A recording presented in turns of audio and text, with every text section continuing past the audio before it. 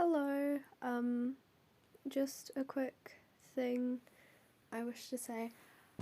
I apologise if my voice sounds weird in this episode. I do have a bit of a cold. My nose is really acting up, so that's all I wanted to say. Anyways, welcome back to Now You Know.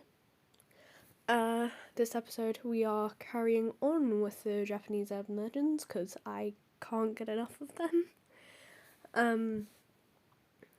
And today we are starting with the Nure-Onna. And again, I apologise if I pronounce anything wrong in this video. I am not Japanese. I don't know the Japanese dialect or how to pronounce most things, so yeah, just a reminder. Okay, the Nure-Onna, meaning wet woman, is a Japanese yokai, Japanese ghost, which resembles a reptilious creature with a 30-foot long snake body and a woman's head on it. The woman's head is normally quite large, but moving on from that. In legends, they are often said to consume humans, but they have a variety of appearances and personalities. They are vampire-like sea serpents that appear near shores, coasts, rivers, and other bodies of water.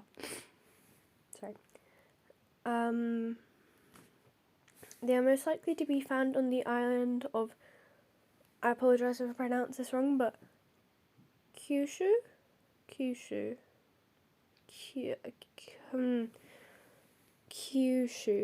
I think that's how you say it. However, there are encounters of them as far north as Niigata Prefecture and as far east as Fukushima Prefecture.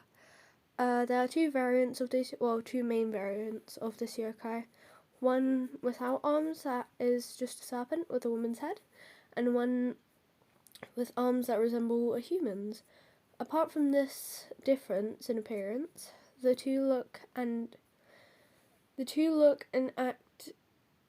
That doesn't make sense. The two act the exact same way. Sorry. Both their faces are very ugly and portray features of a snake, for example, a forked tongue. They have long black hair that is always sticking to their bodies covered in water.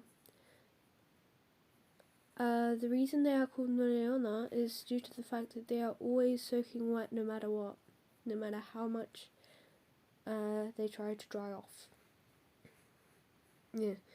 Although they can easily overpower a human physically, Nure-Onna do not rely on physical strength to catch their prey, rather slyness and tricks. The Nure-Onna tends to disguise themselves as a distressed woman carrying a bundled baby. They call out for assistance from passers-by when the person approaches. The Nure-Onna will beg for the victim to carry her baby for just a little while so that she can rest. If the prey obeys and agrees to hold the child, the bundle will become heavier and heavier, increasing in weight until the victim gets paralysed and the Nure-Onna can feast on their blood with her long forked tongue. Another version of this story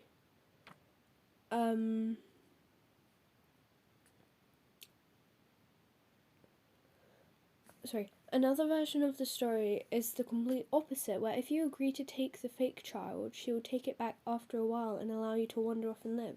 Whereas, if you attempt to get rid of the bundle, it shall be revealed that the baby is not in fact a baby at all, but instead a rock.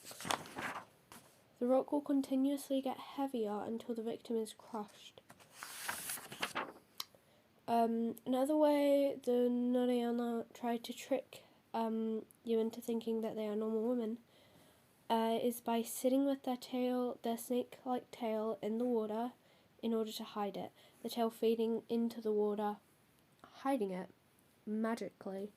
I guess good luck trying to figure out which version it is. It's a 50-50 chance, my guy. Or, hear me out, don't take a stranger's baby. Just a suggestion.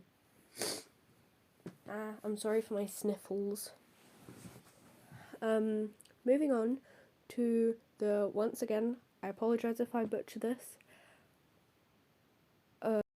Moving on to, once again, I apologise if I butchered this. My door is creaking and now I'm freaked out.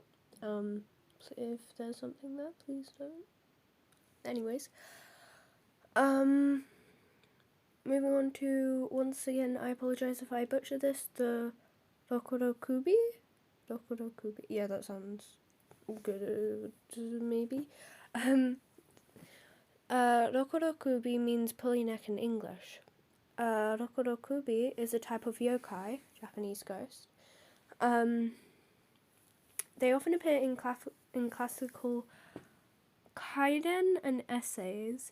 They are often the subject of yokai depictions, but it has also been pointed out that they may have simply been created as a pastime for inventing supernatural stories.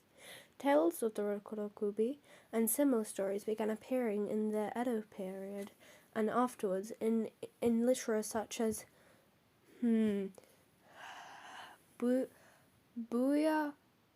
Zokuda, Kandan Kohitsu, Yaso Kidan, etc. I probably pronounced all of that wrong. This variant of Rokurokubi originated from stories that state that the Rokurokubi have a spiritual stringy thing connecting the head to the rest of the body for an extremely long neck. One of the legends of the Rokurokubi goes as follows. An innkeeper had multiple complaints from his guests surrounding the oil lamps in their rooms running out of fuel quicker than usual, and the innkeeper had been aware of this occurrence happening with his oil lamps as well. Although he had made sure that he had refilled the lamps with enough oil to last for quite a while, the next morning his attempts would always be deemed worthless. He had begun to become suspicious of one of the girls he had hired, that one of the girls he had hired may be the cause of the problem. He was determined to find out the truth behind the situation. It was late at night when everyone had fallen into a deep sleep, filling up the rooms with silence. He had exited his room and stood in a quiet, almost unnoticeable corner in the hallway.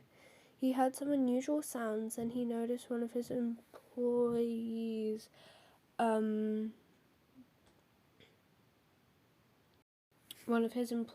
leaving their bedroom. Sorry, I thought I saw something behind me. I'm really paranoid today.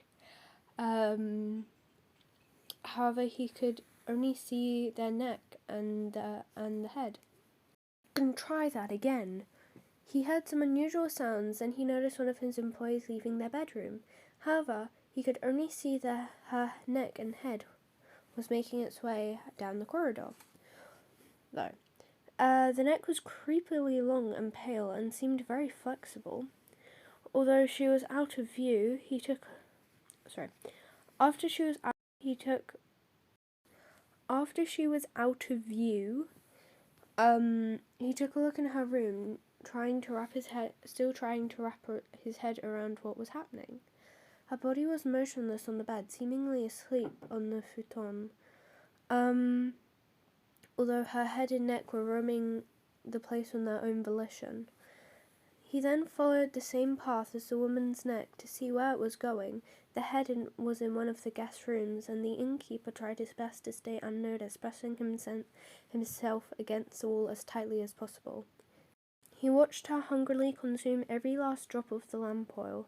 The next morning, the girl carried on working as per usual, with nothing hinting towards the possibility she was aware of the events that had taken place the night before. searching for the oil in the lamps. The innkeeper decided not to take any risks and to unemploy her. Then, a little bit of info. Women tend to become Rokurokubi if they had been cursed upon for a crime or wrongdoing. In some horrible circumstances, the women can be cursed for the crimes that of their husband or their father. One way to figure out if someone is a Rokurokubi is if they have faint stretch marks on their neck indicating of their unknown ability. Almost all of the time, the poor person has no clue at all that they are in fact a Rokurokubi. This is because their bodies are normally asleep, whilst the head is almost a separate consciousness. Although they can be quite unnerving to look at, they don't tend to harm or even kill humans. They normally just scare them, and yeah.